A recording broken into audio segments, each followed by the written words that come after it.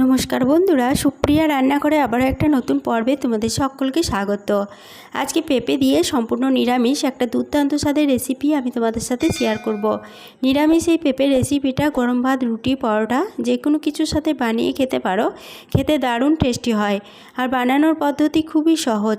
তাহলে চলো বন্ধুরা, দেখে নেওয়া যাক আজকের এই নিরামিষ পেঁপের রেসিপি কিভাবে বানানো হয়। পেঁপে দিয়ে রেসিপি বানানোর জন্য এখানে দুটো মিডিয়াম সাইজের পেঁপে নিয়েছি আর পেঁপের খোসা দুটোকে আমি আগে থেকে ছাড়িয়ে রেখে দিয়েছিলাম। এবার এই পেঁপে দুটো ছুরির সাহায্যে কেটে নেব। এই ছুরির সাহায্যে কেটে নিচ্ছি, বিশেষ করে আমি তোমাদেরকে কিভাবে কেটে নিতে হবে পেঁপে দুটো সেইভাবে দেখানোর সুবিধার জন্য আমি এই পেঁপে দুটো ছুরির সাহায্যে কাটছি। তবে তোমরা চাইলে যেভাবে আমি ছুরির সাহায্যে কাটছি সেইভাবে বটির সাহায্যে কেটে নিতে পারো। প্রথমে পেঁপেটাকে আমি দুভাগ করে কেটে নিলাম। এবার যে পেঁপের বীজগুলো আছে সেই বীজগুলো আমি ফেলে দিচ্ছি। পেঁপের বীজগুলো ফেলে দিয়ে ওই অংশটা ভালোভাবে পরিষ্কার করে নিলাম। এরপরে পেঁপেটাকে মাঝ বরাবর দুভাগ করে আবারও কেটে নিচ্ছি। তারপরে পেঁপেটাকে ঠিক এইভাবে ছোট ছোট করে কেটে নিচ্ছি। আশা করি দেখেই বুঝতে পারছো যে পেঁপেটা কিভাবে কেটে নিতে হবে। আর এইভাবে সমস্ত পেঁপেটা কেটে নিয়ে তারপরে আবারও দেখাচ্ছি। দুটো পেঁপে আমি দেখো ঠিক এইভাবে কেটে নিয়েছি। এবার এই পেঁপেগুলো তুলে নিচ্ছি। পেঁপেগুলো তুলে নেওয়ার পরে পেঁপেগুলোকে জল দিয়ে খুব ভালোভাবে ধুয়ে নিলাম। এরপরে এই পেঁপেটা একটা সাইডে সরিয়ে রাখছি। এদিকে নিয়েছি 1 কাপ পরিমাণ মুগ ডাল। মুগ ডালটা আমি ধোবো না বলে পরিষ্কার কাপড় দিয়ে খুব ভালোভাবে মুছে নিয়েছি। এবার এই মুগ ডালটাও একটা সাইডে সরিয়ে রাখছি। এরপরে গ্যাসের ওভেনে একটা কড়াই বসিয়ে গ্যাসটা অন করে কড়াইয়ের মধ্যে দিয়ে দেব সমস্ত মুগ ডাল। সমস্ত মুগ ডালটা কড়াইয়ের মধ্যে দিয়ে দিলাম। এবার গ্যাসের ফ্লেমটা মিডিয়ামে রেখে শুকনো কড়াইয়ের মধ্যে মুগ ডালটাকে বেশ কিছুক্ষণ সময় ধরে নেড়েচেড়ে ভেজে নেব। মিডিয়াম ফ্লেমে মুগ ডালটাকে বেশ কিছুক্ষণ সময় ধরে নেড়েচেড়ে ভেজে নিলাম। দেখো মুগ ডালের কালারটাও চেঞ্জ হয়ে গেছে আর মুগ ডাল থেকে একটা সুন্দর গন্ধ বেরোতে শুরু করে দিয়েছে। এবার মুগ ডালটা কড়াই থেকে নামিয়ে নিলাম। এরপরে ওই কড়াইয়ের মধ্যে আবারও দিয়ে দিলাম 2 চা চামচ সরষের তেল। তেলটা ভালোভাবে গরম হয়ে যাওয়ার পরে তেলের মধ্যে কেটে রাখা পেঁপেগুলো দিয়ে দিচ্ছি। সমস্ত কেটে রাখা পেঁপেগুলো দিয়ে দিলাম। আর এখানে দিয়ে দেব আলু। এখানে দুটো মিডিয়াম সাইজের আলুকে আমি ডুমো ডুমো করে কেটে জল দিয়ে ধুয়ে রেখেছিলাম। আলুগুলো পেঁপের মধ্যে দিয়ে দিলাম। এরপরে এর মধ্যে দিয়ে দিচ্ছি সামান্য একটু লবণ আর দিয়ে দিচ্ছি সামান্য একটু হলুদ। এরপরে গ্যাসের ফ্লেমটা মিডিয়ামে রেখে এই পেঁপে ও আলুগুলোকে একটু নেড়েচেড়ে ভেজে নিচ্ছি। আলু ও পেঁপেগুলোকে 1 মিনিট মতো নেড়েচেড়ে ভেজে নেওয়ার পরে এর মধ্যে একটা ঢাকা দিয়ে দিচ্ছি। ঢাকা দিয়ে আলু ও পেঁপেগুলোকে ভাজা হতে দেব। এতে 2 in 1 কাজ হবে, ভাজাটা ভালোভাবে হয়ে যাবে আর সিদ্ধর কাজটাও অনেকটা এগিয়ে থাকবে। এই পেঁপে ও আলুগুলো ভাজা হতে থাক, সেই ফাঁকে মশলাটা রেডি করে নেব। তার জন্য এখানে একটা মিক্সিং জার নিয়েছি। মিক্সিং জারের মধ্যে দিয়ে দিচ্ছি 5 টুকরো আদা।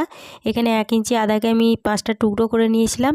দিয়ে দিলাম 2টো কাঁচা লঙ্কা, দিয়ে দিচ্ছি একটা মিডিয়াম সাইজের টমেটো আর এর মধ্যে দিয়ে দেব 1 চা চামচ মতো কসুরি মেথি। এরপরে এর মধ্যে সামান্য একটু জল দিয়ে মশলাটা ভালোভাবে বেটে নেব। মশলাটা বেটে নেওয়া হয়ে গেছে। এবারে বেটে নেওয়া মিশ্রণ একটা সাইডে সরিয়ে রাখছি। এরপরে দেখো 4 মিনিট মতো এই ঢাকা দিয়ে আলু ও পেঁপেগুলো ভাজা হতে দিয়েছিলাম। 4 মিনিট পর ফিরে এসে ঢাকাটা খুলে নিলাম। আর এই 4 মিনিট ঢাকা দিয়ে ভাজা হওয়ার ফাঁকে দুবার ঢাকা খুলে আলু পেঁপেগুলোকে নেড়েচেড়ে দিয়েছিলাম। অবশ্যই দুবার ঢাকা খুলে নেড়েচেড়ে দেবে, নাহলেও কিন্তু আলু পেঁপেগুলো তলাতে পুড়ে যাবে। আলু ও পেঁপেগুলো বেশ ভালোভাবে ভাজা হয়ে গেছে। এবার এগুলো কড়াই থেকে নামিয়ে নিলাম। এরপরে ওই কড়াইয়ের মধ্যেই দিয়ে দিচ্ছি 4 চা চামচ সরষের তেল।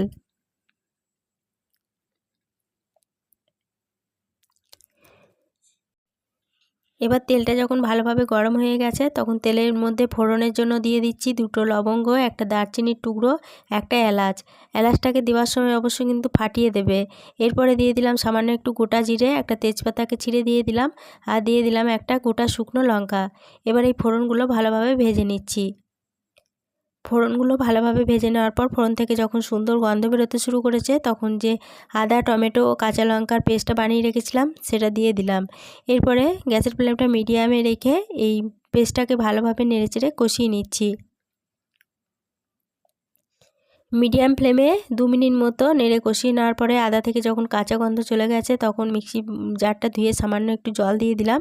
এরপরে দিয়ে দিলাম হাফ চা চামচ জিরে গুঁড়ো, দিয়ে দিচ্ছি হাফ চা চামচ ধনে গুঁড়ো, কালারের জন্য দিয়ে দিলাম হাফ চা চামচ কাশ্মীরি লঙ্কা গুঁড়ো আর হাফ চা চামচ হলুদ গুঁড়ো। এরপরে গ্যাসের ফ্লেমটা লো টু মিডিয়ামে রেখে সমস্ত মশলা ভালোভাবে নেড়েচেড়ে কষিয়ে নেব। এখানে আমি কাশ্মীরি লঙ্কা গুঁড়োটা শুধুমাত্র তরকারির ভালো কালার আনার জন্য ব্যবহার করেছি। তবে তোমরা যদি কাশ্মীরি লঙ্কা গুঁড়ো না দিতে চাও তাহলে পরে কাশ্মীরি লঙ্কা গুঁড়োটা বাদ দিয়ে দেবে। কাশ্মীরি লঙ্কা গুঁড়ো দেওয়া না দেওয়ার জন্য তরকারির স্বাদের কোনো রকম পার্থক্য হবে না। এবার গ্যাসের ফ্লেমটা লো টু মিডিয়ামে রেখে মশলাটাকে মিনিট 5 সময় ধরে নেড়েচেড়ে কষিয়ে নিলাম। মশলাটা ভালোভাবে কষানো হয়ে গেছে। এবার এই মশলার মধ্যে দিয়ে দিচ্ছি ভেজে তুলে রাখা মুগ ডাল। সমস্ত মুগ ডালগুলো দিয়ে দিলাম। এরপরে মশলার সাথে মুগ ডালটাকে একটু নেড়ে কষিয়ে নিচ্ছি। মশলার সাথে মুগ ডালটা একটু নেড়ে কষিয়ে নেওয়ার পরে এর মধ্যে সামান্য একটু জল দিয়ে দিচ্ছি। ওই 1 কাপ মতো জল দিয়ে দিলাম। এরপরে জলটা দিয়ে মশলা ও মুগ ডালের সাথে ভালোভাবে নেড়ে মিশিয়ে নিলাম। এবার গ্যাসের ফ্লেমটা একদম লোতে করে দিয়ে একটা ঢাকা দিয়ে এটাকে একটু রান্না করে নেব। লো ফ্লেমে ঢাকা দিয়ে মুগ ডালটাকে 2 মিনিট মতো রান্না হতে দিয়েছিলাম। 2 মিনিট পর ফিরে এসে ঢাকাটা খুলে নিলাম। ঢাকাটা খুলে নেওয়ার পরে সমস্ত উপকরণ আবারও একটু নেড়েচেড়ে নিয়ে এর মধ্যে ভেজে তুলে রাখা আলু ও পেঁপেগুলো দিয়ে দিলাম। এরপরে এই সমস্ত উপকরণের সাথে আলু পেঁপেটাকে একটু নেড়েচেড়ে কষিয়ে নিচ্ছি। সমস্ত উপকরণ ভালোভাবে নেড়ে কষিয়ে নেওয়ার পরে এর মধ্যে দিয়ে দিচ্ছি পরিমাণ মতো জল। এখানে জলের পরিমাণটা একটু বেশি দিতে হবে, কেননা সমস্ত উপকরণ ভালোভাবে সিদ্ধ হতে হবে। জলটা দিয়ে দেওয়ার পরে দিয়ে দিচ্ছি স্বাদ অনুযায়ী লবণ আর দিয়ে দেব 1 চা চামচ চিনি। এখানে নিরামিষ রান্না করছি, নিরামিষ রান্না একটু মিষ্টি মিষ্টি ভালো লাগে, তার জন্য আমি 1 চা চামচ চিনি দিলাম। তবে মিষ্টিটা যদি তোমরা কম খেতে চাও চিনির পরিমাণটা কমিয়ে নিতে পারো।